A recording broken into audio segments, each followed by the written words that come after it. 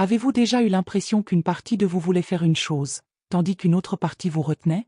Cette lutte intérieure n'est pas un signe de dysfonctionnement ou d'instabilité, c'est un signe d'humanité.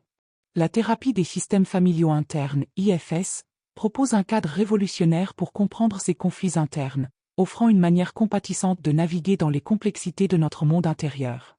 Fondamentalement, l'IFS est un modèle psychologique qui considère l'esprit comme composé de parts distinctes, chacun avec son propre rôle, émotion et intention. Plutôt que de voir ces parts comme des défauts ou des obstacles, l'IFS nous aide à les reconnaître comme des aspects précieux de nous-mêmes, travaillant tous parfois en désaccord pour notre bien-être. En explorant cette approche, nous pouvons apprendre à harmoniser nos voies intérieures, menant à une plus grande conscience de soi, à la guérison et à un équilibre émotionnel. Développé dans les années 1980 par le psychologue Dr. Richard Schwartz, le modèle des systèmes familiaux internes présente une manière innovante de comprendre la psychologie humaine. Ce modèle va au-delà de la vision traditionnelle d'un soi unique et unifié, révélant plutôt comment notre esprit s'organise naturellement en sous-personnalités distinctes, appelées parts. Ces parts ne sont pas de simples métaphores, mais des aspects pleinement formés de notre conscience, chacun avec sa propre perspective, émotion et motivation. Certaines parts portent la douleur d'expériences passées, tandis que d'autres travaillent sans relâche pour nous protéger de cette douleur. La force de l'IFS réside dans son approche non pathologisante. Plutôt que de voir les conflits internes comme une dysfonction, il reconnaît ces luttes comme le résultat de parts faisant de leur mieux pour faire face, utilisant souvent des stratégies qui fonctionnaient dans le passé mais qui peuvent maintenant poser problème. Le but ultime de l'IFS est d'aider ces parts à libérer leur fardeau et à retrouver leur rôle naturel et sain, permettant au soi notre sagesse et compassion innée de diriger le système interne avec clarté et équilibre. Dans le cadre de l'IFS, nos parts internes se répartissent en 3 rôles principaux, chacun jouant une fonction cruciale dans notre écosystème psychologique.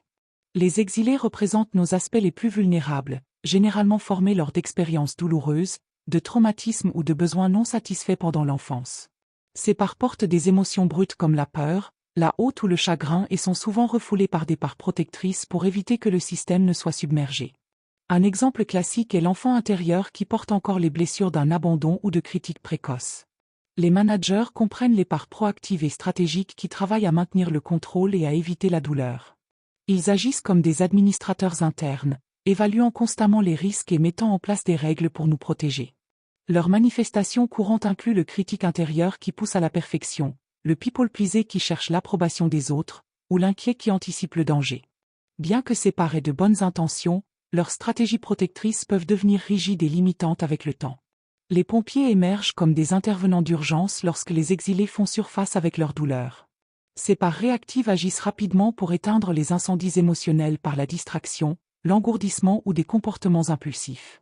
Ils peuvent nous pousser vers des excès alimentaires, l'usage de substances, un temps d'écran excessif ou d'autres solutions rapides qui apportent un soulagement temporaire mais créent souvent des problèmes à long terme. Contrairement aux managers qui se concentrent sur la prévention, les pompiers se spécialisent dans l'intervention de crise lorsque la douleur émotionnelle devient insupportable. Notre famille interne contient une diversité de personnages, chacun jouant des rôles spécifiques dans notre paysage psychologique. Le critique intérieur se distingue comme l'un des managers les plus reconnaissables, évaluant constamment notre performance et nous poussant à atteindre des standards élevés pour éviter l'échec ou le rejet. Bien qu'il soit souvent sévère, son intention sous-jacente est protectrice, essayant de nous protéger des critiques ou des déceptions en maintenant le contrôle. L'enfant intérieur représente un exilé classique, portant les blessures et les besoins non satisfaits de l'enfance. Cette part peut encore se sentir abandonnée, en insécurité ou indigne en raison d'expériences précoces, même lorsque notre vie adulte semble réussie en surface. Lorsqu'elle est déclenchée, ces parts jeunes peuvent nous submerger d'émotions intenses qui semblent disproportionnées par rapport aux circonstances actuelles, car elles portent le poids des blessures passées. Les parts people-pleaser fonctionnent comme des managers qui privilégient les besoins et l'approbation des autres au détriment des leurs. Développées comme des stratégies adaptatives dans des environnements où l'amour semblait conditionnel, ces parts travaillent dur pour maintenir l'harmonie et éviter le rejet. Bien que leurs intentions soient protectrices, une dépendance excessive à ces parts peut mener à la rancéure, l'épuisement et la perte d'une expression authentique de soi. Les parts rebelles ou autosaboteuses servent souvent de pompiers, agissant lorsque la pression pour se conformer ou performer devient trop forte. Ces protecteurs mal compris peuvent s'engager dans la procrastination, des comportements téméraires ou un surréalisme intentionnel comme moyen d'affirmer leur autonomie ou de soulager une tension interne. Plutôt que d'être mauvaises ou destructrices, Ce sont généralement des tentatives désespérées d'équilibrer un système qui semble trop contrôlé par des managers exigeants. D'autres parcours incluent le perfectionniste qui exige une performance impeccable, le cartaker qui se concentre sur les autres pour éviter de faire face à ses propres besoins, l'addict qui cherche à échapper à la douleur, et le procrastinateur qui évite les défis pour prévenir un échec potentiel. Reconnaître ces schémas comme des parts protectrices plutôt que des défauts personnels crée un espace pour la compréhension et la transformation. Au centre du système familial interne se trouve le soi, distinct de toutes les parts. Ce n'est pas une autre part, mais plutôt le noyau essentiel et intact de qui nous sommes, un lieu de calme, de clarté et de compassion qui reste constant sous les rôles changeants de nos parts. Le soi possède ce que l'IFS identifie comme les 8 C, calme, curiosité, compassion, confiance, courage, clarté, créativité et connexion. Lorsque nous sommes dans le soi, nous pouvons observer nos parts sans être submergés par elles. Cela crée la possibilité d'un véritable leadership interne, où les parts se sentent entendues et comprises plutôt que supprimées ou exilées. La découverte remarquable de l'IFS est que chaque part, aussi troublée ou extrême soit-elle, est prête à se transformer lorsqu'elle est approchée avec l'énergie du soi. Même les protecteurs les plus perturbateurs finiront par révéler leurs intentions positives et se retireront lorsqu'ils feront confiance au soi pour prendre les rênes.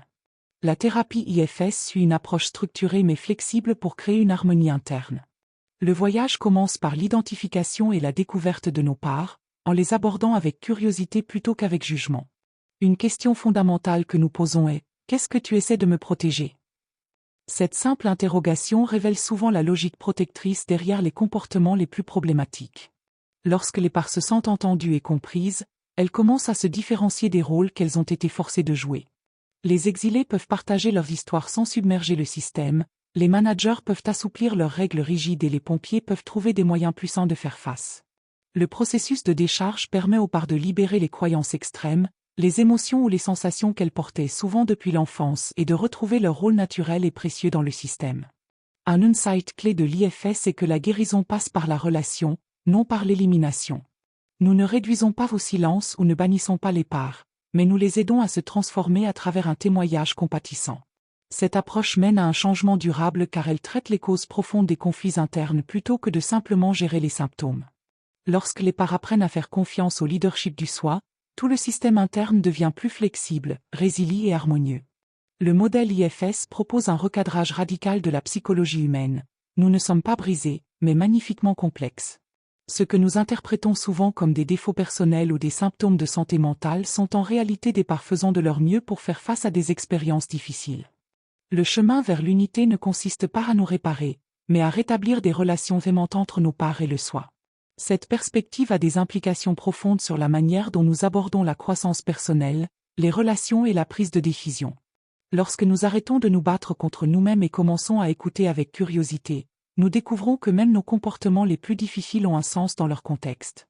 L'IFS fournit des outils pratiques pour naviguer dans les difficultés de la vie avec plus de sagesse, en apprenant à accéder à notre leadership inné du soi dans les moments de stress ou d'incertitude. En fin de compte, l'IFS nous invite à une relation avec nous-mêmes basée sur la compassion plutôt que sur le contrôle. En embrassant toutes les parts de notre expérience, les blessés, les protectrices et les sages, nous passons du conflit interne à l'intégration. Ce n'est pas seulement une théorie psychologique, c'est une expérience vécue de retour à nous-mêmes, où chaque part a sa place et contribue à la richesse de qui nous sommes. La vérité est simple mais profonde. Tout le monde a des parts. Ce n'est pas un signe de dysfonctionnement, c'est ainsi que la psyché humaine s'organise naturellement. Nous sommes tous constitués de ces voix intérieures, chacune avec sa propre histoire, ses peurs et ses instincts protecteurs. Ce qui ressemble à un conflit intérieur n'est pas une bataille que vous perdez, c'est un système qui fait de son mieux pour vous protéger, même lorsque certaines de ces stratégies ne vous servent plus. Vous n'êtes pas en guerre avec vous-même. Vous êtes un écosystème vivant et respirant, complet avec des parts blessées qui ont besoin de compassion, des protecteurs qui méritent de la gratitude et un soi central qui détient la sagesse de guérir. Le chaos que vous pouvez ressentir à l'intérieur n'est pas la preuve que vous êtes brisé. C'est la preuve de la force avec laquelle votre système a travaillé pour survivre. La promesse de l'IFS est la suivante: aucune part de vous n'est l'ennemi. Même votre critique le plus dur, votre résistance la plus tenace ou votre honte la plus profonde a essayé de vous aider à sa manière. Lorsque vous rencontrez ces parts avec curiosité plutôt qu'avec jugement, quelque chose de remarquable se produit. Elles commencent à faire confiance. Elles s'adoucissent. Elles se souviennent qu'elles n'ont pas à porter leur fardeau seules. Alors, si vous vous êtes déjà senti divisé, Souvenez-vous, vous n'êtes pas brisés, vous êtes séparés. Et avec de la compréhension, ces parts peuvent se réunir à nouveau. Non pas comme des fragments, mais comme un tout. Non pas comme des adversaires, mais comme des alliés. Le voyage ne consiste pas à vous réparer. Il s'agit de vous souvenir de qui vous avez toujours été, celui qui peut écouter, guider et enfin accueillir chaque part chez lui.